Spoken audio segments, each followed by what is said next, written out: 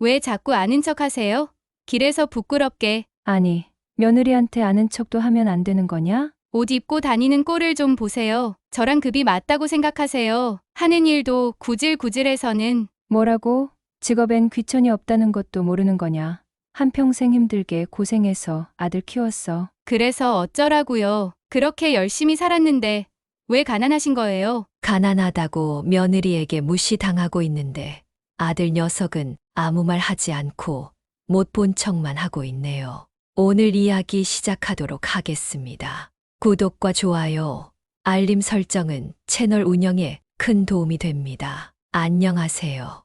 저는 70살 이명진이라고 합니다. 올해도 명절은 또 돌아왔네요. 하지만 저희 집에는 명절의 흔적을 찾아볼 수 없을 정도로 정막만 흐르네요.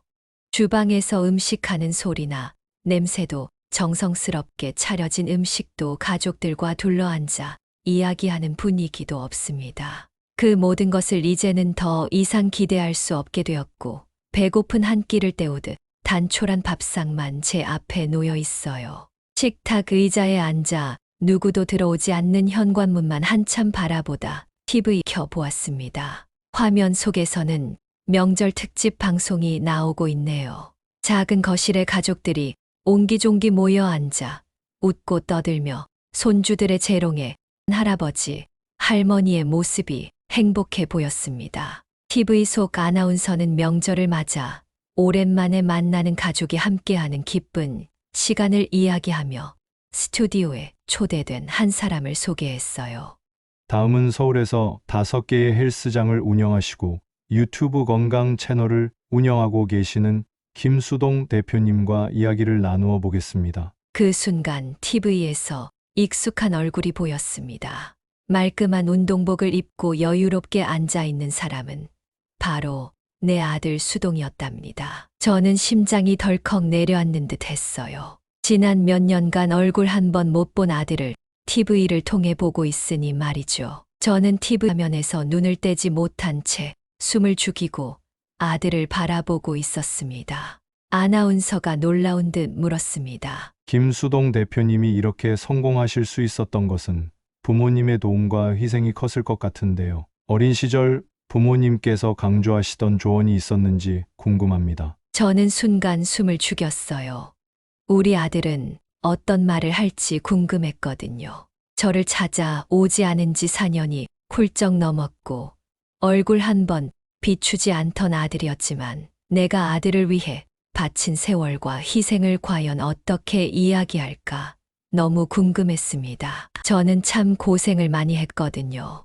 추위에 손이 얼어 움직이기 힘들 때도 장사를 멈추지 않았고 저를 위해선 동전 하나 쓰는 것도 아까워했지만 아들 학비와 필요에는 넉넉하게 해주기 위해 애썼던 지난 날들이었습니다. 그런데 아들은 조금도 망설이지 않고 단호히 말했어요. 저는 부모님의 도움을 받지 못했습니다. 저를 위해 해주신 것이 하나도 없었죠.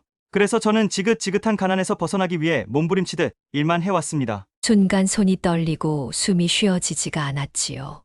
아니, 어떻게 저런 말을. 내가 자기를 어떻게 키웠는데, 내가 어떻게 절박하게 살아왔는데. TV 화면으로 들어가 아들의 팔을 붙잡고 따져 묻고 싶은 마음이었습니다. 그런 제 속도 모르고 아나운서는 아무렇지 않게 다음 질문은 던졌어요. 그래도 이번 명절에는 부모님을 찾아뵈실 거죠? 아들은 당연하다는 듯 미소를 보이며 대답했어요. 당연하죠. 저는 명절마다 빠지지 않고 부모님을 찾아뵙고 있어요. 시골에 사시니 평소엔 자주 뵙지 못해 죄송한 마음뿐이죠. 주위에서도 저보고 효자라고 칭찬 많이 하시긴 하는데 부끄럽습니다. 그 말을 듣는 순간 머릿속이 멍해졌습니다. 분노로 손은 떨렸고 TV 뚫어져라 째려보고 있었지요. 명절마다 빠지지 않았다고 아들 얼굴 못 본 지가 4년인데 제가 뭘 잘못해서가 아닙니다. 평생 가난 때문에 힘들게 살아온 제가 부끄럽겠지만 그 이유 때문인 게 분명했죠. 단 한 번도 찾아오지 않고 전화 한 통 하지 않던 아들이 TV 안에서는 효자인 것처럼 거짓말을 늘어놓고 있는 모습이 역겹기까지 하네요. 화면 속에서 거짓말을 태연하게 하는 저 사람이 내 인생을 바쳐 희생하며 키워낸 내 아들이라는 것이 믿기지가 않습니다. 저는 더 이상 보고 싶지 않아 TV 꺼버렸어요. 안방 화장대 앞에는 오래된 사진 액자가 있습니다. 그 안에는 초등학교 졸업식 날 아들이 내 손을 꼭 잡고 환하게 웃고 있네요. 저는 사진을 한참 보고 있었습니다. 그리고 다시 TV에서 봤던 그 남자의 얼굴을 생각해 보았지요. 그때 순수했던 아이와 지금 TV 속 아들의 모습은 너무도 달랐습니다. 지난 4년간 연락을 하지 않아도 무슨 일이 있겠지 싶어 참고 살아왔어요. 아들이 바쁘겠지.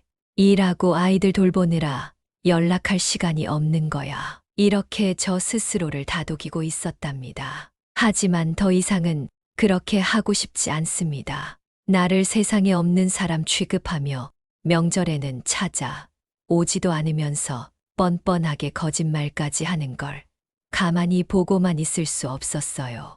저는 곧장 집을 나섰습니다. 빗줄기가 세차게 내리쳤지만 발걸음을 멈추지 않았지요. 칼날처럼 차가운 바람을 뒤로하고 버스에서 내렸습니다. 차갑게 얼어버린 손을 입김으로 녹여가며 들고 있던 종이에 적힌 주소를 다시 확인해 보았지요.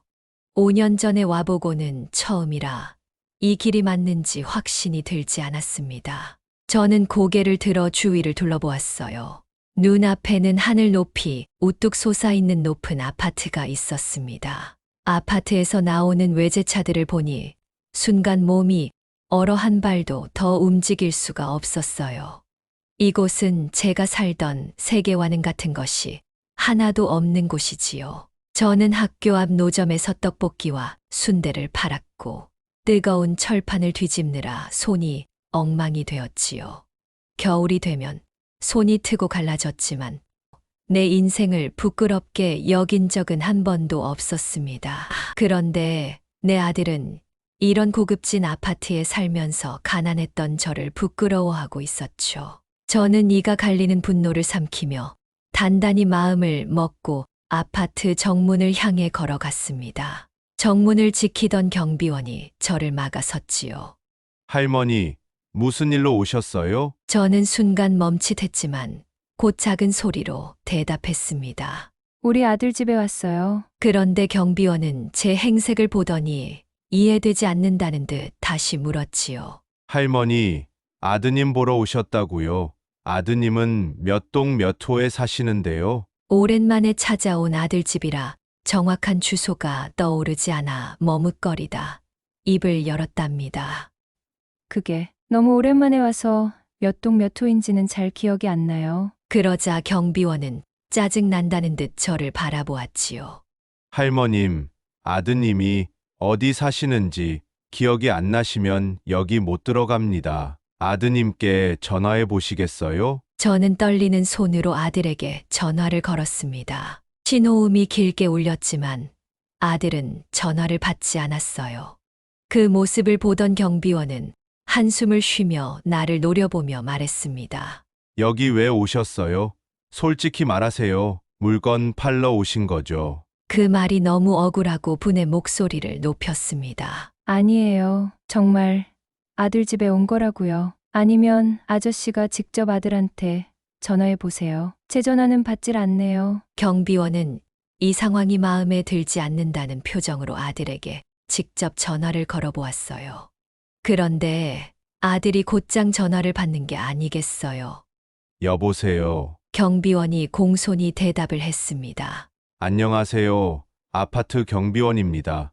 어떤 할머니가 아들을 만나러 왔다고 오셨는데 주소를 모르시네요. 진짜 어머님 되시는 분이 맞으실까요? 아들은 잠시 아무 말 하지 않더니 짜증스런 목소리로 말을 했어요.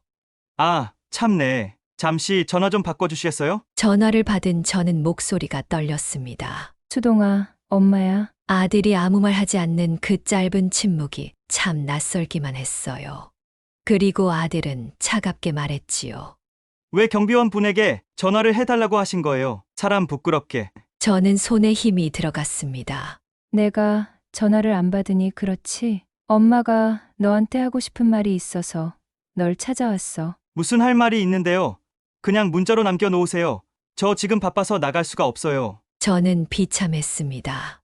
명절이라 집에 있을 거잖아.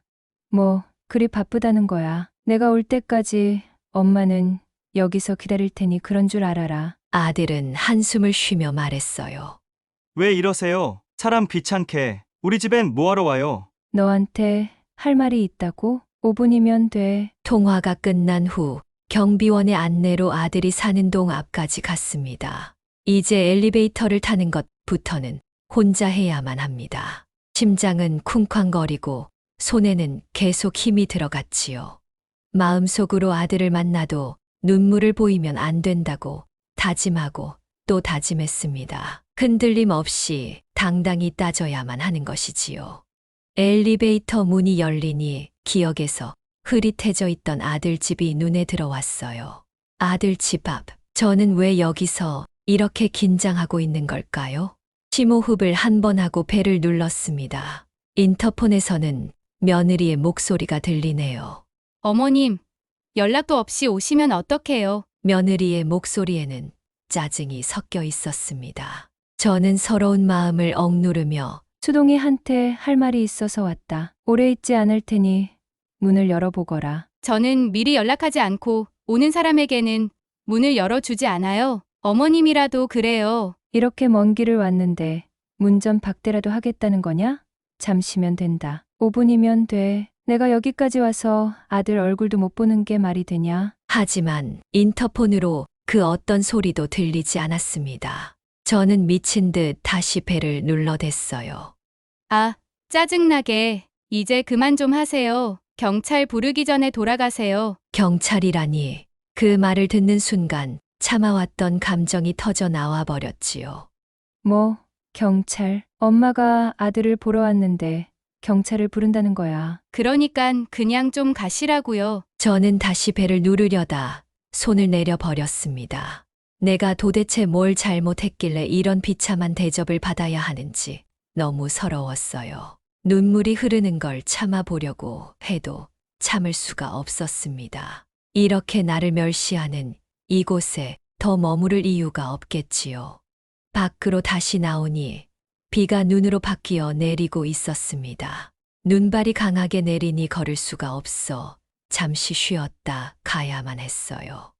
아파트 주차장 앞에 정자에 멍하니 앉아 눈이 내리는 것만 보고 있었답니다. 눈송이들이 세찬 바람에 흩날리는 모습을 보며 생각에 잠겼어요. 아들이 어릴 때 힘들게 살던 기억이 떠올랐네요. 남편이 일찍 세상을 떠난 후 저는 아들만 생각하며 살아왔습니다. 비가 오는 날에는 장사가 되지 않아 저는 끼니를 걸을 때도 있었지만 절대 아들을 굶기는 일은 없었습니다. 저는 돈이 없어 헌 옷을 입어도 아들만큼은 계절마다 새 옷을 사 입혔지요. 그 모든 것이 아들을 위한 일이었어요. 그런데 아들은 성공하더니 나를 부끄럽게 여기고 연을 끊으려 하고 있다니 하염없이 눈물이 흐르고 또 흘렀습니다. 그렇게 얼마나 앉아 울었을까요? 손끝에 감각이 없어지고 발이 시려왔습니다.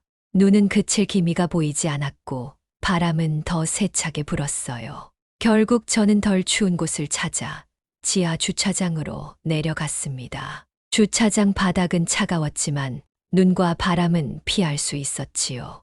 주차장 구석 바닥 기둥에 기대어 앉아 얼어붙은 손을 입김으로 녹이며 생각했습니다. 집에서 출발해 이곳에 왔고 아들 집 앞에서 문전 박대 당했던 모습까지 제 모습이 비참하고 서럽기만 했지요.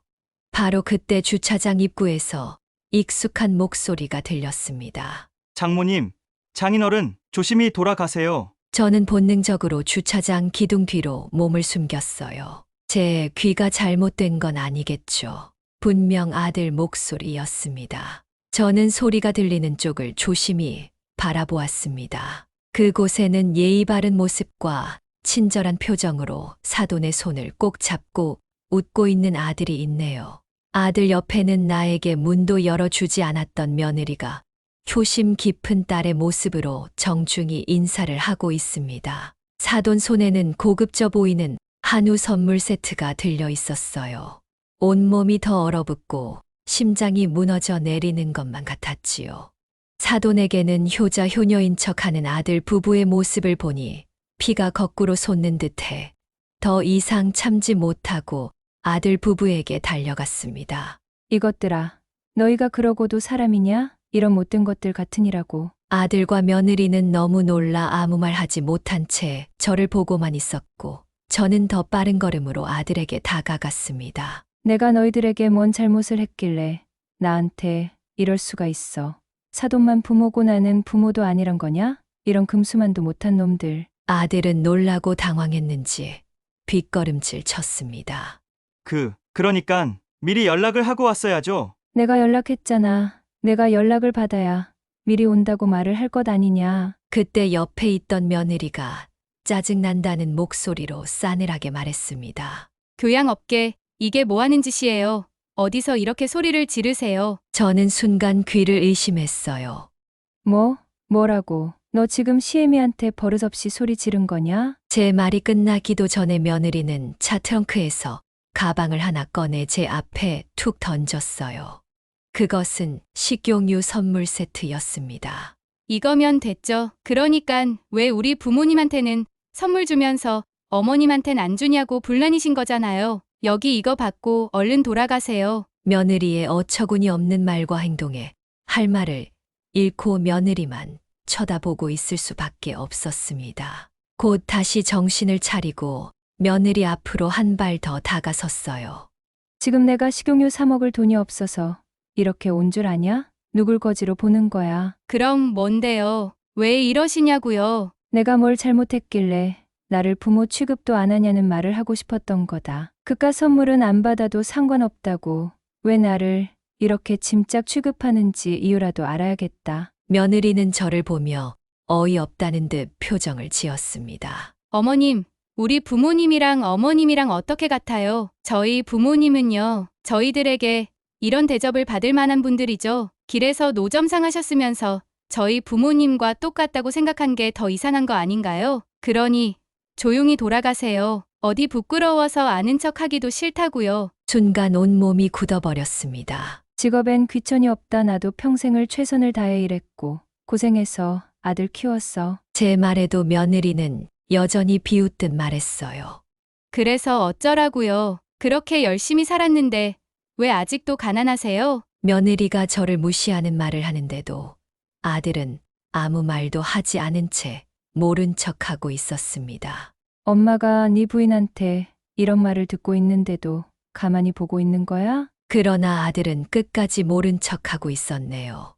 오늘 내가 왜 여기까지 왔냐고 물었지? 오늘 TV를 틀었더니 내가 나오더구나. 그런데 가난한 집에 태어난 게 원망스럽고 부모가 해준 게 하나도 없다고? 그 말에도 아들은 아무 말 하지 않은 채 있었습니다. 그리고 한 번도 빠짐없이 명절마다 부모님을 뵈러 갔다고? 어떻게 눈 하나 깜짝 안 하고 거짓말을 그렇게 할 수가 있어? 그제서야 아들은 작은 소리로 중얼거렸습니다. 그럼 뭐라고 해요? 가난한 집이 부끄러워 찾아가기도 싫었다고 사실대로 말해야 했어요? 전국에 방송되는 건데 사실대로 말할 수는 없었어요. 아들의 말을 듣고 저는 그 자리에 주저앉아 꺼이꺼이 울고 말았습니다. 더 이상 아들 부부에게는 어떤 기대도 할 수 없다는 걸 분명히 깨달았기에 좋은 말을 할 필요가 없었지요. 그걸 지금 말이라고 하는 거야.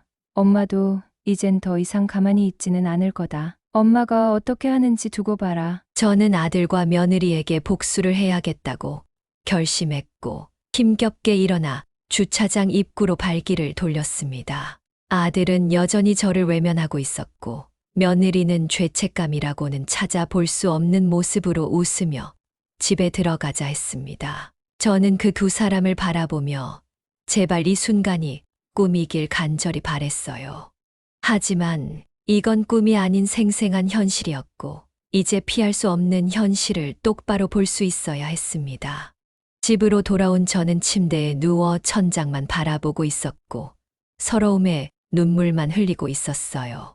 제 마음속에 억울함이 가라앉지 않았지요. 아들이 오기를 몇 년이나 기다렸지만 결국 돌아온 건 자식들의 모욕뿐이었습니다. 며느리는 비웃듯 식용유 선물 세트를 던져버렸고 저의 존재 자체를 모두 부정해버린 아들의 모습은 제 머릿속에서 더 선명해지고 있었지요. 이제 더 이상 당하고만 있을 수는 없는 노릇입니다. 제가 어떻게 행동을 할지 결정하고 움직여야 할 때가 된 것이지요. 다음 날 오전 저는 책상에 앉아 종이 한 장을 꺼내 선명하게 글씨를 적어 나갔습니다. 노점상을 운영하며 힘들게 키운 아들이 성공하니 부모가 부끄럽다며 몇 년째 한 번도 찾아오지 않는 불효를 저질렀음에도 부모님을 잘 챙긴다고 거짓말한 남자의 실체를 고발합니다. 한 글자 한 글자 천천히 써내려갔고 서러운 마음이 터져 나왔습니다. 적어둔 종이를 가지고 피켓을 만들었지요. 설 연휴가 끝나기를 기다렸어요. 연휴가 끝난 다음 날 아침 어둠이 완전히 거치지 않은 새벽, 저는 두꺼운 외투를 입고 밖을 나섰지요. 아들이 운영하는 헬스장 본사 앞에 도착한 시간은 아침 9시, 모두들 분주하게 출근하는 시간이었습니다. 저는 출근하기 위해 건물 안으로 들어가는 사람들을 지나쳐 건물 입구에 섰습니다.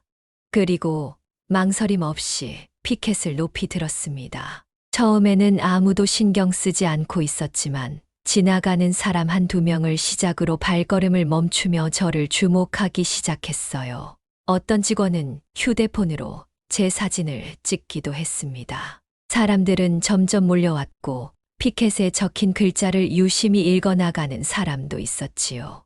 그때서야 회사 안에서도 소란이 있었는지 보안팀에서 나와 저를 말려보려 했지만 저는 더 단단히 피켓을 붙잡고 버티고 있었습니다. 이 회사의 대표가 얼마나 불효자인지, 거짓말로 국민을 속이고 있는지 세상에 말하고 싶습니다. 내 목소리를 들은 사람들이 제 앞으로 모여들고 있었어요.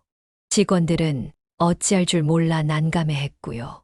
1시간쯤 지났을 무렵 건물 입구에서 아들이 걸어 나왔습니다. 어머니, 이게 뭐 하는 짓이에요? 저는 피켓을 내려놓지 않은 채로 아들을 쳐다보고 있었어요. 너야말로 내가 엄마한테 어떤 짓을 했는지 기억이나 하고 있니? 그 순간 아들 얼굴은 일그러져 버렸고 주변 사람들의 눈치를 보기 시작했습니다. 직원들은 자기들끼리 수근거리며 저희를 보고 있었고 피켓에 적힌 글들이 사실인지 아닌지에 대해 이야기를 하는 듯 했어요.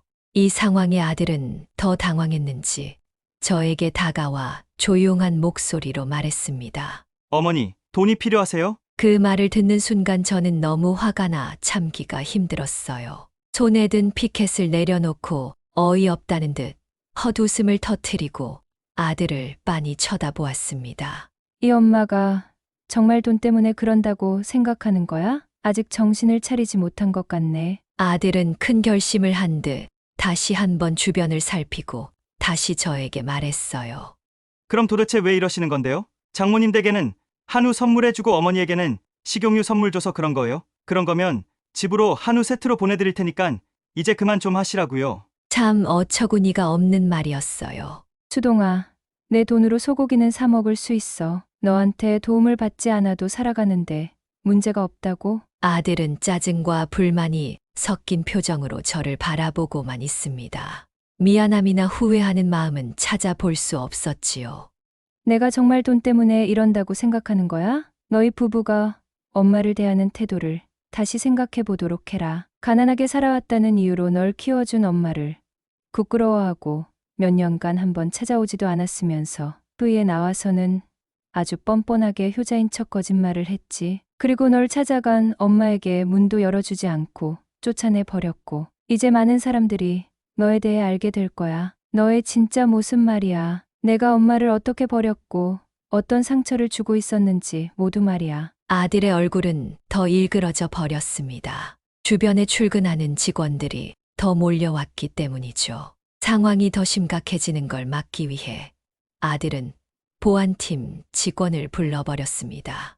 여기 와서 이 할머니 좀 끌고 가세요. 건물 앞이 이렇게 소란스러운데 왜 가만히 있는 거예요? 그 말에 보안팀 직원은 저를 강제로 끌고 가려고 했습니다. 저는 끌려가지 않기 위해 필사적으로 버텨보았지만 청년 2명의 힘을 감당하기는 힘들었지요. 저는 끌려나가면서도 소리쳤습니다. 이게 뭐 하는 거예요? 엄마가 아들을 찾아온 게 뭐가 문제라는 거야? 수동아, 수동아. 끌려가면서 제가 반항을 하니 보안 직원이 저를 더 세게 잡아당겼고 순간 저는 발이 미끄러져 바닥에 쓰러져 버렸습니다. 허리에 강한 충격이 전해져 참을 수 없는 고통 때문에 일어날 수가 없었어요.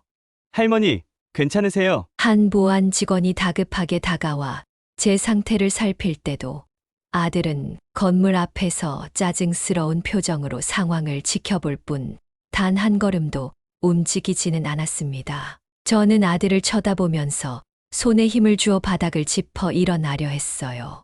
정말 이렇게까지 해야 하는 거니? 엄마가 이렇게 힘들어 하는데 모른 척 하는 거야. 아들은 제 상태를 살핀 직원을 부른 후 앰뷸런스를 부르라는 지시를 하고 건물 안으로 들어가 버렸습니다. 아들은 예상치 못한 사고에 불필요한 문제를 만난 사람처럼 밖에는 보이지 않았지요. 곧이어 구급차가 도착했고 저는 들것에 실려 병원으로 옮겨졌어요. 몸을 조금만 움직여도 허리가 끊어질 듯한 고통이 밀려왔고 입에서는 신음 소리가 터져 나왔습니다. 하지만 그보다 더 아픈 것은 가슴으로 끊어질 듯 밀려오는 서러움과 아들의 싸늘한 표정이 잊혀지지 않는 고통이었습니다. 병원에 입원을 한 다음 날 병실에 여성 한 분이 찾아왔어요. 김수동 대표님 어머님 되시죠? 저는 그 여자를 살폈습니다. 그 여자는 제 침대 앞으로 의자를 가져다 앉으며 조용히 말했습니다. 저는 인터넷 신문 기자 박혜지입니다. 제가 우연히 아드님 회사 앞에서 어머님이 시위하시는 모습을 촬영해 두었습니다. 어제 이를 기사로 작성해도 될지 여쭤보려고 찾아뵈었어요. 기사가 나가고 공론화되면 많은 사람들이 관심을 가져줄 겁니다. 인터뷰를 해 주실 수 있으실까요? 막상 신문 기사로 낸다고 하니 고민이 되었습니다. 아무리 밉다 해도 제 아들이잖아요. 인터뷰를 하고 기사가 나간다면 아들이 당연히 곤란해질 테니까요. 제가 아들 회사 앞에서 피켓 시위를 한 건 아들이 스스로 잘못을 깨우치길 바라는 마음이었습니다.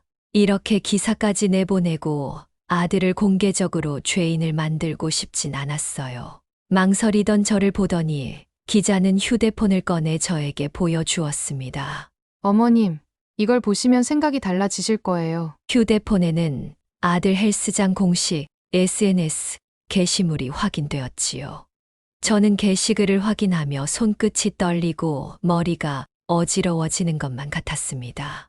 회사 앞에 한 노인이 합의금을 받아낼 계획을 가지고 소란을 일으키고 다친 척 연기하는 사건이 있었습니다. 그 노인은 우리 헬스장과는 관계없는 사람이고 근거 없는 주장으로 헬스장의 명예를 떨어뜨리는 행동을 한 것으로 확인되었습니다. 이 일과 관련해 그 어떤 기사도 사실과 다른 이야기를 공식적으로 하는 경우 법적 대응을 불사할 계획입니다. 저는 아무 말을 하지 못한 채 휴대폰 화면만 뚫어져라 쳐다볼 뿐이었지요.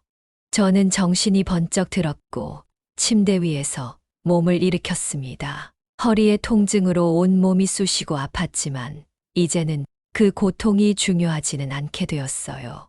저는 기자를 보며 기자님, 이 일을 기사로 내셔도 좋습니다. 인터뷰도 할게요. 기자는 제 말을 들은 후 천천히 작은 카메라를 꺼내 촬영하기 시작했습니다. 저는 차분하지만 분명한 목소리로 말을 시작했어요.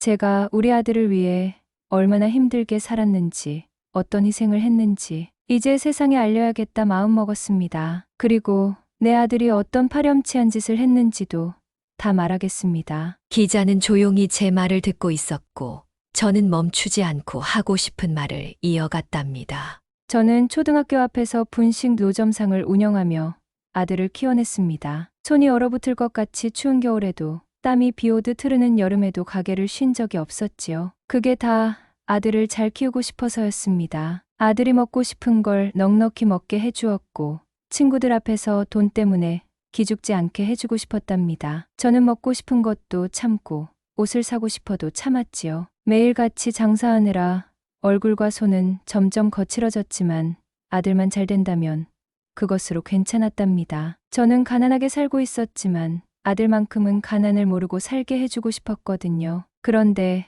아들이 성공하고 나니 전혀 다른 사람이 되어버렸지요. 처음엔 그냥 바빠서 그런 줄 알았죠. 명절마다 못 온다는 연락을 해왔어도 다음엔 꼭 갈게라고 하는 것도 다 이해하려고 했습니다. 그런데 그렇게 4년이 지나니 전화 한 통조차 하지 않더라고요. 아들을 기다리는 것도 익숙해지고 있었는데 며칠 전 TV에서 저를 인정하지 않고 효자라고 거짓말하는 모습에 피가 거꾸로 솟는 것만 같았습니다. 기자는 제 말을 한 알도 놓칠세라 촬영이 잘 되고 있는지 확인했고 저는 기자를 똑바로 쳐다보며 말을 이어갔습니다. 그래서 제가 직접 아들을 찾아갔어요. 그런데 아들 부부에게 저는 문전박대를 당했고 연락 없이 찾아왔다며 짜증을 냈습니다. 그런데 그게 끝이 아니었어요. 집으로 돌아가려는데 주차장에서 아들 부부가 서돈을 배웅하는 모습을 보게 되었지요. 아들 부부가 그렇게 다정한 모습은 본 적이 없었는데 저는 그 모습을 보고 도저히 참을 수 없었답니다. 저는 기자에게 차근차근 회사 앞에서 피켓 시위를 했던 일까지 모두 이야기를 해 주었습니다. 내 직업을 부끄러워했고 사돈과 비교하며 저를 하대했던 아들 부부의 행동을 조목조목 알려주었지요. 저는 허공을 바라보며 씁쓸한 웃음을 지었습니다. 다시 예전 일을 생각하며 말을 하고 있으니 가슴이 아파왔어요. 며느리의 냉대, 아들의 무관심, 일인 시위를 할 수밖에 없었던 결정까지 제 인터뷰 영상과 인터넷 기사가 퍼져나가는 건 정말 순식간이었습니다. 정말 폭발적인 반응이었지요. 노점상으로 힘들게 키워 성공한 아들이 부모를 버리더니 세상에는 효자인 척 하다니. 아들 부부에게 버려진 어머니에 대한 폭로는 대한민국을 흔들었고 하루아침에 모든 것이 달라지고 있었습니다. 조용히 살던 저의 인생에 아픔과 외로움이 세상에 다 드러나게 되었지요. 그러나 더 놀라운 건 사람들의 반응이었어요. 기사의 댓글에는 이런 사람이 운영하는 헬스장은 절대 안 가. 불매운동 시작합시다. 이런 사람이 돈 벌면 안 되지. 어머님 힘내세요. 진짜 눈물 나요. 이미 헬스장 회원으로 등록된 사람들은 해지와 환불을 요구한다고 했고 불매 인증 사진을 SNS에 올리기도 했습니다. 헬스장 사태는 수습하기 힘들 정도로 커져가고 있었지요. 불과 며칠 만에 말이지요. 정말 인터넷이 무섭다는 걸 경험하게 된 거죠. 그리고 바로 오늘 아침 아들과 며느리가 제 입원실을 찾아왔습니다. 저는 차가운 시선으로 두 사람을 바라보고만 있었죠. 어머니, 제발 없던 일로 해주세요. 기자한테 인터뷰 영상 내려달라고 한마디만 해주세요. 저는 단호히 대답했습니다. 싫다. 절대. 그럴 생각은 없어. 어머님, 어떻게 이렇게까지 하실 수가 있어요? 우리가 잘못한 거 알고 있으니깐 이제 그만 좀 하세요. 잘못한 것을 안다는 게 진심은 아닌 듯 했습니다. 며느리의 목소리에는 짜증이 섞여 있었거든요. 내가 경호원시켜 엄마 바닥에 넘어지게 하고 입원까지 했는데 괜찮은지 전화 한 통 없었지. 병문안 한 번 오지 않다가 기사가 올라가니 많이 급했나 보구나. 아들은 아무 말 하지 못하고 고개만 숙이고 있었고 며느리는 한숨을 내쉬더니 정말 예상치 못한 말을 꺼냈어요. 어머님, 그럼 얼마면 기사 내려주실 거예요? 필요한 만큼 다 드릴 테니까 없던 일로 해요. 며느리의 말에 저는 헛웃음만 나왔습니다. 이게 결국 너희들 수준이구나. 마지막까지 돈으로 해결하려 하다니. 어머니, 그게 아니라 됐다. 난 돈은 필요 없어. 너희가 아무리 많은 돈을 줘도 절대 없던 일로는 해줄 수 없다. 그만 돌아가거라. 저는 아들과 며느리에게 단호히 말하며 돌려보내 버렸습니다. 더 이상 기대할 것도 후회할 것도 없습니다. 그냥 아들 부부와 더 이상 엮이고 싶지 않을 뿐이지요.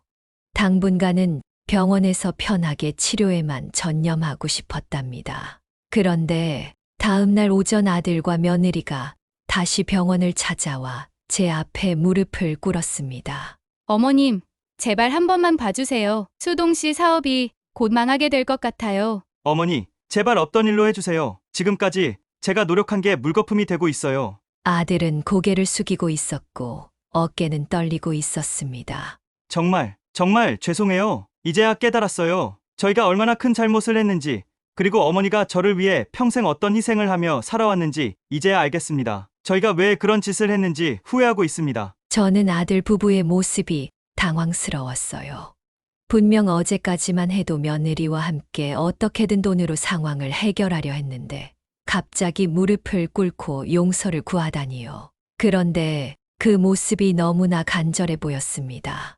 오늘 들었던 이 말이 제가 아들에게 가장 듣고 싶었던 말이었지요. 그 한마디가 듣고 싶어 얼마나 많은 눈물을 흘렸는지 모릅니다. 그때 며느리가 가방에서 종이 하나를 꺼내 저에게 주었어요.